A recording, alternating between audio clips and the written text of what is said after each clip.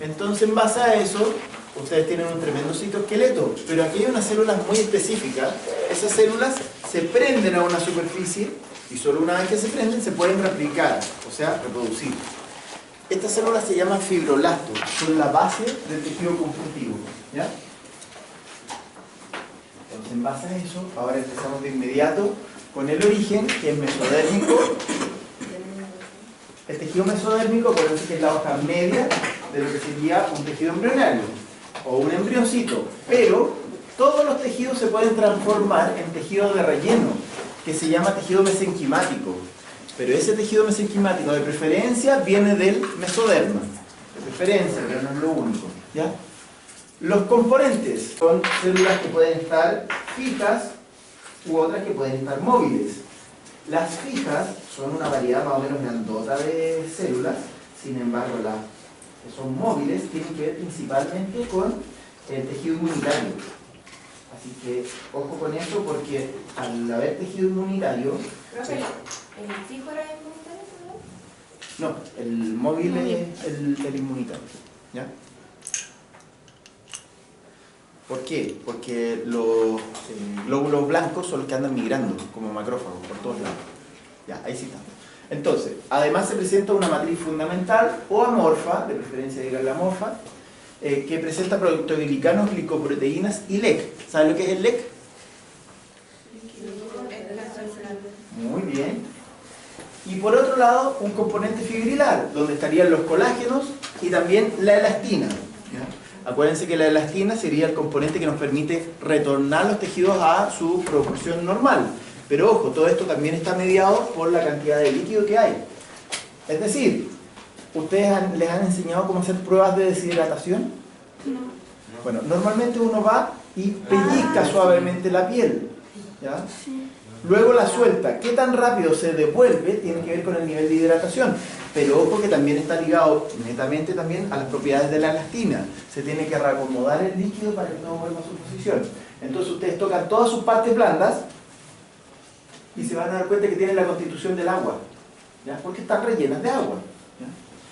Otros, vasos sanguíneos y linfáticos, que siempre se olvidan, y los nervios. O sea, hay sensibilidad. Si a alguien le da un pellizco, ustedes lo van a sentir no solamente por la presión que hay en la piel, sino con una sensación más profunda, ¿ya?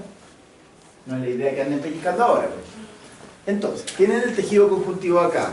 Se darán cuenta que es súper sencillo, tiene un montón de cosillas. Entonces, ¿qué cosas hay? Por ejemplo, están estos desgraciados de los adipocitos, ¿cierto? Nos van a perseguir toda la vida. Por otro lado, tenemos vasos sanguíneos. Siempre presentes los vasos sanguíneos porque son parte de los componentes que deben estar en un tejido conjuntivo. Aunque hay una excepción, que es el cartílago. El cartílago carece de vasos sanguíneos, es más vascular, es la oveja negra del sistema. Pero la gran mayoría, repleto de adipocitos, sangre. Y otra cosa, ¿se dan cuenta que hay mucho que acá está en blanco? Eso sería la matriz amorfa. Uno dice, ah, pero ahí no hay nada. No, sí hay, y hay algo bien importante que es el agua, que la acabábamos de mencionar. Está repleto de líquido. Entonces, ustedes tienen que hacer una correlación directa con el tejido conjuntivo. Si ustedes ven esta parte y lo ven en una guagua, se va a ver como rollizo y parejito, súper lisito, ¿cierto? Y como blandito, rechonchito. Ya, un bebé tiene mucho tejido conjuntivo y está como rozagante, así como una flor súper linda.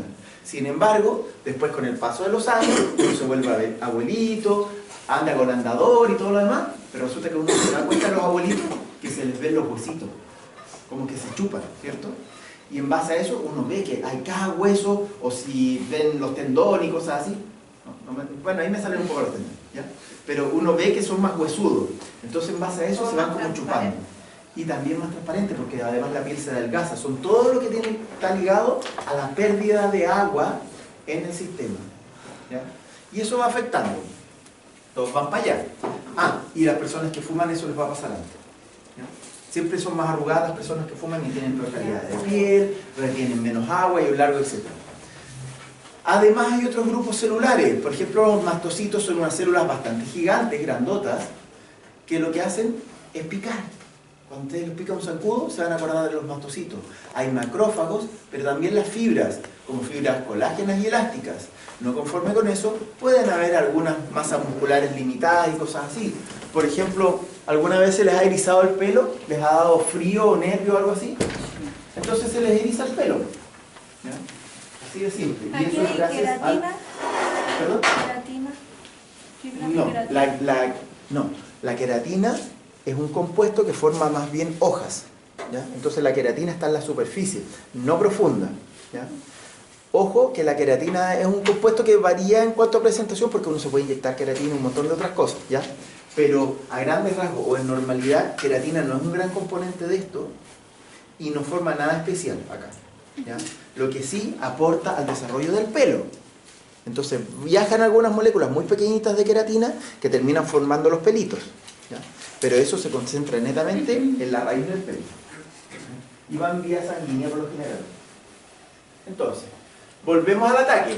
Hay unas fijas y unas móviles. Las móviles las hago cortitas, leucocitos, macrófagos. ¿Se dan cuenta que todo tiene relación con la parte justamente inmunitaria? Pero por otro lado están las fijas, fibroblastos, células mesenquimáticas indiferenciadas, mastocitos, células reticulares, plasmocitos, células grasas o adipocitos, células pigmentadas o melanocitos. ¿Se acuerdan para qué sirven los melanocitos? El color de la piel. Liberan melanina. Entonces, soy un buen ejemplo de eso. Soy más morenito, ¿cierto? No me voy a morir de cáncer mañana. Al menos es lo esperado. Y ahí tienen lo que debiesen aprender, ¿ya? Si se aprenden todas esas celulitas, estamos al otro lado con esta clase. O todos esos componentes. ¿Te das cuenta que es fácil si no hay nada? Profe, una consulta. Dígame. La melanina también nos protege de lo que sería los rayos UV. Ay, no. A ver, la melanina justamente es la que tiene que ver con la parte de la pigmentación de la piel y de hecho esa pigmentación es para proteger de las radiaciones, principalmente a la ultravioleta, ¿ya? Pero acuérdate que hay varios tipos, varias... Porque le pregunto, yo tenía una compañera que ella era muy blanca, pero nunca se quemaba. Y por más que ella estuviera al sol, nunca su piel cambiaba un tono de... no variaba. A ver, por ejemplo, usted también es clarita. En el caso de nosotros los dos, si nosotros comparáramos por centímetro cuadrado, tenemos la misma cantidad de melanocitos. Lo que pasa es que los míos se expresan y los de ella no tanto. En el caso de otras personas tal vez ni siquiera se expresan, ¿ya? Porque hay personas que son pálidas, ¿ya? Pero, ojo, que no siempre se ve mucho la melanina. Pero la melanina más eficiente es la melanina parda y que es oscura. Y es este color té, ¿ya? Este sí protege. Si ustedes se dan cuenta, la raza negroide incluso tiene un color negro azulado cuando es un extremo, ¿ya? Y esa se supone que es la que más protege de todas, ¿ya? Esas personas nunca debiesen tener cáncer, ¿ya? Nenes, ¿alguna duda, comentario o consulta? Que no van a tener cáncer a la piel, porque cáncer es muy amplio. Sí, de hecho tendríamos que hablar de neoplasia en estricto rigor nosotros, ¿eh? Pero cáncer es para hablarlo con la abuelita. ¿Ya? Entonces, miren acá este árbol genealógico donde observamos que hay una célula mesenquimática indiferenciada. Esta va a dar paso a varios subtipos. Pero dentro de esto es súper importante este esquema, que de hecho nosotros vamos a tratar la gran mayoría de estos acá, en este momento, en esta primera parte. Después vamos a pasar a los condrocitos, porque vamos a ver cartílago hoy día también. Pero quiero que vean esto, esta relación. ¿Han escuchado esa metáfora de Rómulo y Remo, de cómo se creó Italia y todo lo demás? Sí. Ya, o sea, no pueden coexistir los dos. Si uno de estos hermanitos se encuentra con el otro, solo uno saldrá vivo. Así que, ojo, porque esto, entre este cambio de uno a otro, hay mucha sangre. Así que vamos a tener que hablar harto de eso. Va a ser una matanza. Pero vamos por partes. El tejido original era la célula mesenquimática. Literalmente su función es producir todo el resto de líneas o castas celulares que vienen después. Pero tenemos la célula mesenquimática indiferenciada, que es una célula que se ve bastante como estrellada, tiene prolongaciones, proyecciones. Y tiene estas prolongaciones como hilitos que son de colágeno, son fibras colágenas. Entonces, en base a eso, nosotros vemos cómo se estira para un lado y para otro, ¿ya? Entonces, ¿cuáles son las características? Son de forma estrellada, tienen prolongaciones, esas prolongaciones terminan en colágeno, pero forman como una especie de red tridimensional dentro de esta matriz, ¿ya? Pero un detalle, como aumenta mucho la proporción de las otras células, estas parecen diluirse entre medio, y es por eso que nosotros perdemos las células madre. ¿ya? Porque esta es una variedad de célula madre en todo caso. ¿Ya? Profe, ¿me puede indicar a dónde se ve ahí? Cada una de estas que presenta núcleo. Esa. ¿Se dan cuenta que está llenito?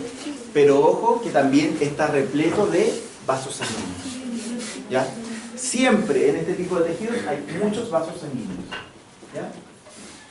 Ahora nos vamos a la célula principal, que es la que vieron en portada. ¿Ya? Y esa célula principal, ¿qué implica? Acá tienen una fotografía de microscopio electrónico. Quiero que la miren bien. Tienen un núcleo, pero además de ese núcleo, presenta estas partes de acá. Imagínense un paquete de fideos visto desde arriba. Entonces, en base a eso, se crean las fibras. Pero ojo acá, miren esta imagen, que es lo que ustedes verían. ¿Qué es lo que logran ver ahí? Porque las células no son esos paquetitos medio celestes ahí. ¿Esas son las fibras? Esos son núcleos basófilos. Es más, les voy a decir un poquitito a qué se parecen. Porque yo pensé que era una definición chilensis, pero en realidad es internacional. Son núcleos con forma de papa con ojitos. Y eso solamente lo había escuchado en el campo. Hace referencia a papas con brotes. ¿Ya? Acá se ve solo el núcleo. Pero y todo esto de acá, si tiene un tremendo red, si tiene un montón de fibras y todo lo demás, lo que pasa es que todo lo demás tiene la misma afinidad tintorial. Entonces, acá ustedes ven de repente como algunas rayitas suaves. Sí. Se ven algunas rayas entre medio, unas cosas que se intuyen, pero se ven casi nada. ¿De qué se trata? Todos han visto una película de estas de guerra, con un francotirador. Está el bosque, el francotirador totalmente camuflado y se le ve el puro ojo por la mira. Es lo único que se ve. Es re parecido a esto. Acá tienen el ojito. Son papas. No, son núcleos. Son el núcleo del fibroblasto. Y el fibroblasto está como célula estrellada, como lo veían en la imagen de portada, pero no es visible. ¿Por qué? Porque tiene la misma afinidad tintorial que el colágeno, que es lo que produce, y lo que lo rodea, y que la matriz extracelular. Entonces todo se ve rosado, acidófilo. ¿Se dan cuenta? Al estar todo acidófilo, no hay diferencia, no se nota nada. Entonces, ¿a qué se refiere con fusiforme? Fusiforme es forma de uso. ¿Viste la Bella Durmiente? Hay dos Chiloé, las hilanderas que están... Forma lanceolada. ¿Tampoco? ¿Así? Como una hoja. Pues. ¿Es como una hoja? Sí. ¿No? Pero es que hay algunas hojas, pues. Hay hojas aserradas, hay hojas... No han pasado tampoco botánicas. Pero como la típica hoja que uno dibuja Profe. chica. Profe, Esta es la forma. acá decía que degradaba MEC. ¿Qué es eso? La matriz extracelular. Muchas veces hay que recuperarla y todo lo demás, entonces tiene que ir y literalmente o rehacerla o destruir la primera para después rehacerla. ¿Ya? Profe, la imagen anterior, ¿qué tinción era? La imagen anterior, una era microscopía electrónica y la otra es hematoxilina eosina. La de arriba. Sí. ¿Pero por qué se ve tan desveído? Es que es lo que había explicado, que todo tenía como el mismo nivel tintorial y por eso como que se ve todo parejo. Pero es que se ve como morado de por sí las basófilos, pero aquí se ven como azules. Y Sí. no se ve rosado. Es por la cantidad de luz que tenía al momento de la foto. ¿Ya? Nada más. Pero es hematoxilina eosina. Te lo aseguro. Sí, pues si tomo la foto, me la sé. Miren esto. También tenemos justamente esta matriz, esta malla, y esta es la forma de la célula. Esta es más como forma de uso. ¿Ya? Pero ustedes tienen que tener imaginación también. ¿Ya? Y aquí lo tienen en vivo. Estas celulitas están creciendo en cultivos celulares. ¿Ya? Todas estas son mis Por hijitas. eso no tienen tinción. Por eso no tienen tinción, justamente. ¿Ya? Esto es en esos microscopios invertidos. ¿Ya? Sí, son mis hijitos esos. ¿Quién puede decir que tiene millones de hijitos? Miren acá. Pasamos al adipocito. Acá nos vamos a detener un poco y vamos a hablar varias cosas que podrían ser de utilidad pública, pero además pienso que son de sanidad. Primero, entender que todo esto tenía un origen mesenquimático, ¿cierto? pero es una célula grande, globosa, con un núcleo rechazado. El núcleo se va al lado, porque en el fondo, ¿cuál es la función de esto? Son como un globito que guarda una gotita de aceite. Pero el núcleo se va para el lado y que al final como... Oye, me están grabando en esta tontera. Hola. Entonces, en base a eso, cuidado ahí, porque el núcleo apenas se va a ver al final, sobre todo si estas células están muy grandes, muy grandotas. Entonces, forma esférica, núcleo aplanado y periférico. Citoplasma forma una delgada capa que rodea la gota lipídica, que era lo que yo les había dicho, un lípido triglicérido. Se forma en el periodo fetal y postnatal temprano. Vamos deteniéndonos acá. O sea, cualquier persona que quiere tener una línea o una figura escultural, desde antes de nacer se está preparando para ello. Así que ojo por ahí. Ojo por ahí. Entonces, nos vamos ahora al gran paradigma de Chile. Chile, un país en vías de desarrollo, pero es el cuarto país a nivel mundial en obesidad infantil. Los de la OMS se agarran de las mechas y dicen, ¿cómo diablos? O sea, lo esperable sería que la gente se muriera de hambre en las calles. No que fuéramos una tropa de personas con sobrepeso. Eso no se entiende, no tiene lógica alguna. ¿Ya? Ahora, recordar un poco de la historia de Chile, que nosotros hemos pasado como así como un péndulo bastante fuertón en base a la historia. Recuerden que durante casi una década fuimos el país más pobre del planeta, donde la gente se moría literalmente de hambre en las calles, y eso es algo que parece que se nos ha olvidado. ¿Ya? La gente se moría en las calles porque no tenía qué comer. No había hospitales, ninguna cosa. O sea, imagínense, una tía la operaron en eso de los años 70, no había ni siquiera algodón en un hospital. Ni siquiera algodón. ¿Ya? Para que se hagan una idea de cuáles eran las realidades de Chile. Entonces, llegar a esto es brutal. Es brutal. No hay explicaciones epidemiológicas claras. ¿Ya? Acuérdense que todo esto uno lo tiene que ver desde la perspectiva de estadísticas y cosas que son bien como estructuradas, así ordenadas. Los gráficos son los que mandan y no la opinión que pueda tener cada uno. Pero tiene ¿Ya? que ver con el tema como que la persona sufre de estrés, entonces, epigenética. Hay harto que está intentando explicarse a través de eso. Es un tema re interesante. Es incipiente y hay líneas al respecto, pero son solamente recientes. El problema es que esto empezó hace como una década atrás. Pero al pasar mucha hambre, yo creo que como que, no sé. Pero es que tendría que haber sido más rápido. En países, por ejemplo, como en Europa, que han pasado por guerras mundiales, se dieron curvas un poco similares, pero resulta que nunca tan brutales como acá, pues. Y eso es lo que nos llama fuertemente la atención desde la perspectiva científica, porque no hay mucho que lo explique, solamente y lamentablemente un nivel de desconocimiento de la población. ¿Ya? O sea, la población no sabe cómo comer. Y eso es grave.